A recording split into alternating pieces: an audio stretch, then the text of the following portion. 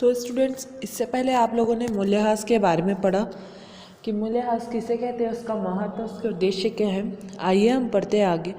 मूल्यह्रास एवं प्रचलन में अंतर, ये आप लोगों का मोस्ट आईएमपी टॉपिक है, इसको आप प्रिपेयर करेंगे।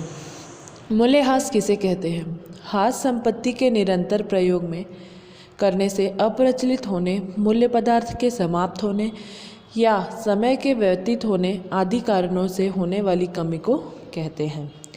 अप्रचलन, नए नए आविष्कारों के फलस्वरूप पुरानी मशीनों के प्रयोग योग्य न रहने को अप्रचलन कहा जाता है। अब नेक्स्ट हम देखेंगे इसकी गति। ह्रास धीरे धीरे लगता है और अप्रचलन आकस्मिक एकमुश्त रूप से अचानक से हो जाता है। फिर है पूर्वानुमान। ह्रास का पूर्वानुमान लगाया जा सकता है और अप्रचलन का पूर्वानुमान नहीं लगाया जा सकता। फिर अगला है बाजार मूल्य। ह्रास का संबंध बाजार मूल्य से नहीं होता, प्रचलन का संबंध बाजार मूल्य से होता है। अगला है स्थानांतरण। ह्रास से होने वाली हानि को लाभ हानि खाते में स्थानांतरित किया जा सकता है। अप्रचलन से होने वाली हानि की राशि अधिक होने पर इसे पूंजीगत हानि माना जाता है। अगला है प्रतिस्थापना। मूल्यह्रास के कारण संपत्ति के शीघ्र प्रतिस्थापना आवश्यक नहीं होती। अप्रचलन के परिणाम स्वरूप समय की बचत गुण वस्तु की लागत कम करने के लिए प्रतिस्थापना अनिवार्य होता है। तो ये हुआ आप लोग का मूल्यह्रास अप्रचलन में अंतर।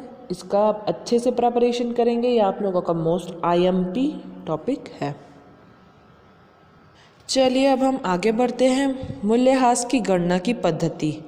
तो इसके अंतर्गत किस किस पद्धतियों के आधार पर मूल्यह्रास निकाला जाता है? स्थायी किस्त पद्धति, घटती किस्त पद्धति, वार्षिक वृत्ति पद्धति, घटौती कोष पद्धति, बीमा पॉलिसी पद्धति, पुनर्मूल्यांकन पद्धति, रिक्तीकरण पद्धति और कार्यक्षमता पद्धति। तो आप लोगों का इसमें सबसे पहला टॉपिक है स्थायी किस्त पद्धति।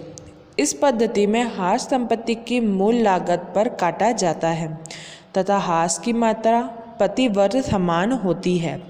इस पद्धति में संपत्ति के मूल्य का एक निश्चित भाग प्रत्येक वर्ष लाभ हानि खाते में कटौती के रूप में अभिलिखित कर दिया जाता है। ठीक है, इसे अन्य नामों से भी जाना जाता है। सीधी रेखा पद्धति, मूल लागत पद्धति, समान किस्त पद्धति, बराबर प्रभार पद्धति, अवशिष्ट मूल्य पद्धति, लागत मूल्य पद्धति, सरल लेखा पद्धति।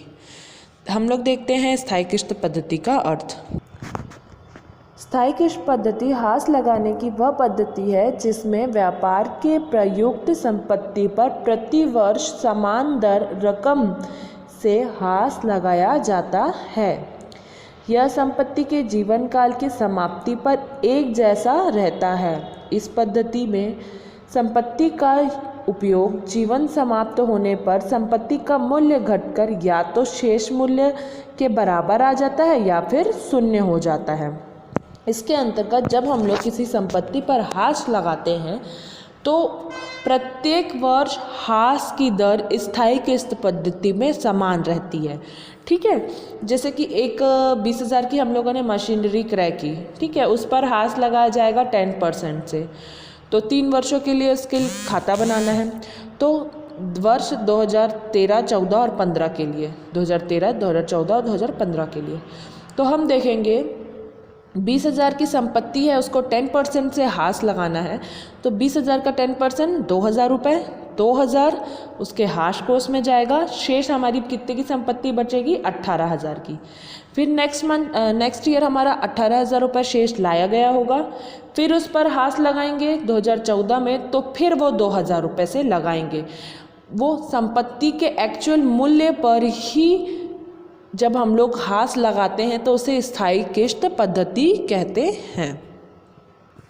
अब इसका सूत्र देखते हैं। ह्रास की गणना रीति सूत्र द्वारा, प्रतिशत द्वारा। ठीक है, सूत्र द्वारा इस रीति का प्रयोग तब किया जाता है जब संपत्ति के बारे में 3 बातों की जानकारी होती है। संपत्ति का मूल लागत, संपत्ति का जीवन काल, संपत्ति का अवशिष्ट मूल्य। चलो, अब इसमें हम लोग एग्जाम्पल में देखते हैं, एक यंत्र 55,000 के क्रय किया गया, उसका अनुमानित जीवन 10 वर्ष एवं अवशिष्ट मूल्य था 5,000 रुपये।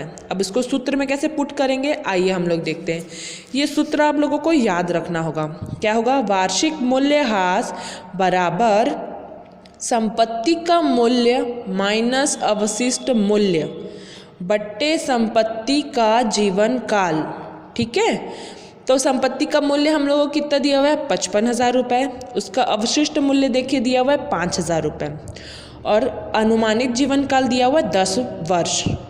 तो संपत्ति के जीवन काल यानी कि उसका अनुमानित जीवन, ठीक है, जब 55,000 माइनस 5,000 करेंगे 50,000 बट्टे 10 करेंगे, हमारा 5,000 रुपये वार्षिक मूल्यह्रास निकल जाएगा। ठीक है, फिर यदि ह्रास की दर ज्ञात करनी है तो सूत्र का प्रयोग करें। ह्रास की दर इज इक्वल टू ह्रास की राशि जैसे 5,000 बटे संपत्ति का मूल्य इंटू 100 बट्टे 1। ठीक है, फिर अगला है प्रतिशत की दर। जब हम लोग को प्रतिशत की दर निकालनी होगी तो वार्षिक मूल्यह्रास मूल्य लागत इंटू घटौती का प्रतिशत बट्टे 100। या आप लोग आगे इसके प्रैक्टिकल में अच्छे से समझेंगे।